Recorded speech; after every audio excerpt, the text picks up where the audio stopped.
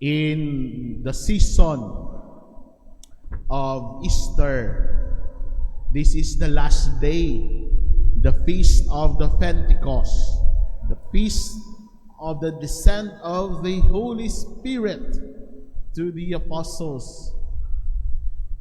And as you would notice, all throughout the Easter season, the garment, the vestment of priests is color white rather. Karon red. Kay Espiritu Santo kuno, no? Gadilaab ga kalayo. Ug usa pa birthday daw sa simbahan. The feast of the Pentecost is the birth of the church that we are into. Kini usually nga pangutana, no? In our comprehensive exam, kung saan ni dapat nga matubag mo nga klaro, did Jesus build the church? Did Jesus build the church? Kung sabi niyo tubag, no? The answer is both yes and no. Yes, because our Lord Jesus Christ laid the foundations of the church through His preaching ministry, through appointing the apostles, calling them, through His miracles, through His manifestation and revelation about what God's love is all about. His sacrifice on the cross. But no also, because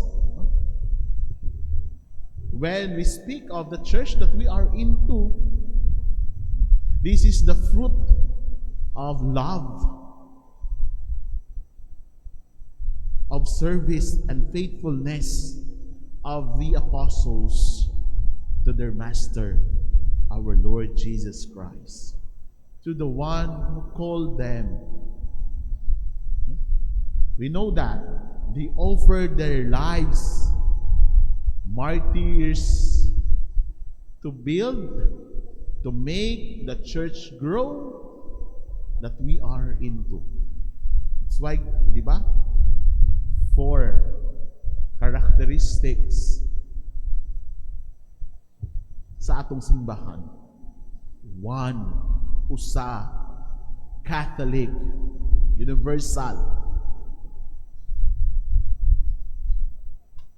holy, balaan na simbahan, and apostolic.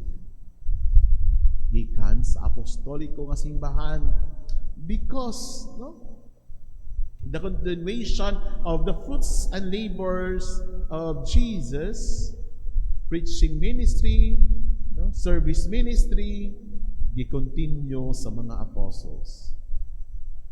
Pero ingon ang ebanghelyo nato karon, nagtrangka sila kay nahadlok sila sa mga Hudyo. They fear their lives, for their lives, because they fear for the Jews, because they were associated, these men were associated with Jesus. Hadlok sila. What happened? It is because of the gift of the Holy Spirit that these talawan na mga gipili, gipangga, gipanganlan ni Jesus nangisog.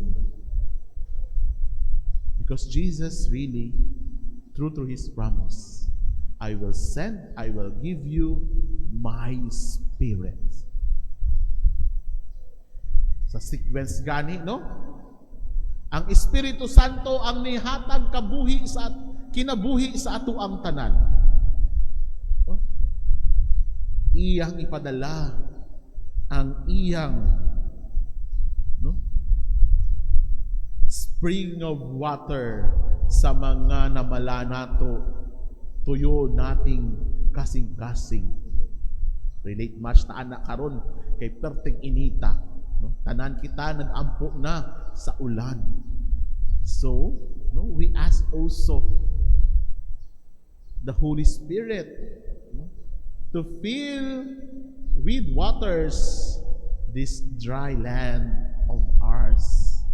Pero more than that, no, spring up waters in our dry spirituality and dry heart. Melt the frozen.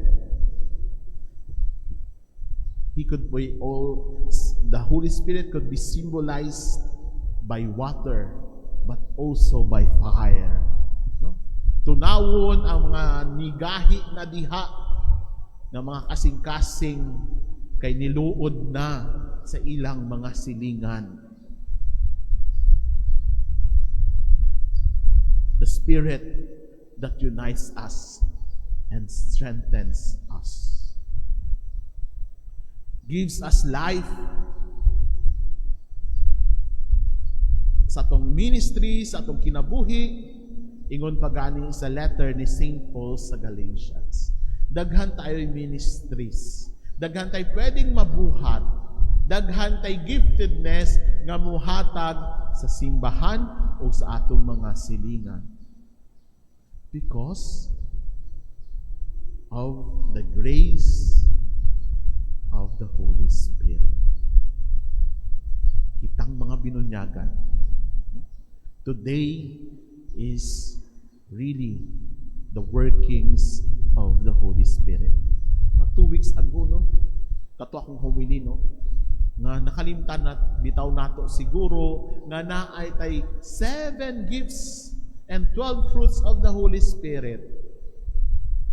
Nga nagkalisod-lisod na ta sa kinabuhi, nakalimot na ta, nga naatay kinabuhi, kay naa ang Espiritu Santo sa atua. We just have to renew and rekindle the gifts of those spirits in our lives. Pero, one thing nga ako ang maingon, no? Nare-realize na ako, and this will be my last point. We always, no, associate God. Siyempre, no, God the Father, no? The fatherhood, the manhood of God, and Jesus Christ, our Lord, Savior, and King. Tao. But the fruits of God the Father and God the Son is love, no? Which is the Holy Spirit. Tapos, no, kung atong balik-balikan ang unang istorya sa atong salvation history, katong ang pulong nangintaho, when Mary conceived Jesus Christ in her womb because, no, of the power of the Holy Spirit. Nikunsad ang Espiritu kay Maria. Sa Pentecost, no, tanawa, dili man kalawan si Maria, no? Pero she was also there during the descent of the Holy Spirit sa glorious mystery nato, di ba? She was there.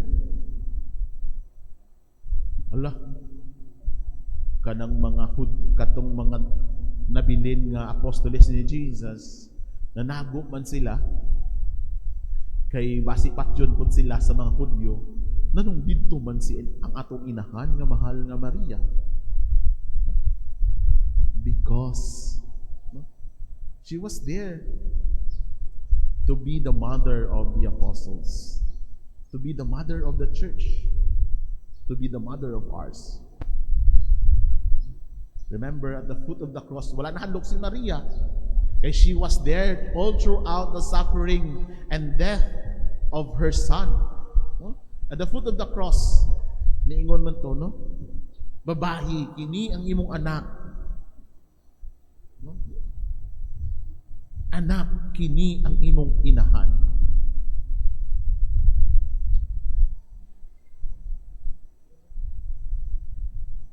She was there to comfort the troubled hearts of the apostles.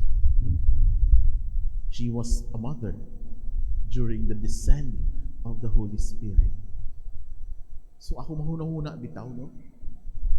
The gentle, motherly care of God, the motherhood of God, our triune God, the womanhood of God, naa sa Espiritu Santo. Tanawa, naging inahan si Maria because of the power of the Holy Spirit. She was full of grace. And then, naging inahan siya si simbahan because also of the Holy Spirit. So therefore, the gentle touch of a mother, the gentle care of a mother, the motherhood of God, the love of God, could be expressed in the person of the Holy Spirit in the Holy Trinity. That's why when our hearts are troubled, we have a lot of difficulties. Katong akong gibasa nga sequence, no? Na wala na tayong pag-asa, wala na tayong paglaom, no? Hinuktok na tadiha, no? Nawa na ang atong kahayag, ang lamdag sa atong kinabuhi. We ask the grace of the Holy Spirit, His gifts. Kay pareha sa mahal nga inahan, ang kanang maoy nga bata, no? Mapahilo. Kanang naguol nga bata, no? Mapakusog. Kay kita, no, anak sa Diyos. So don't forget, no, na naa ang Espiritu Santo na magpakusog sa ato, katulad sa usa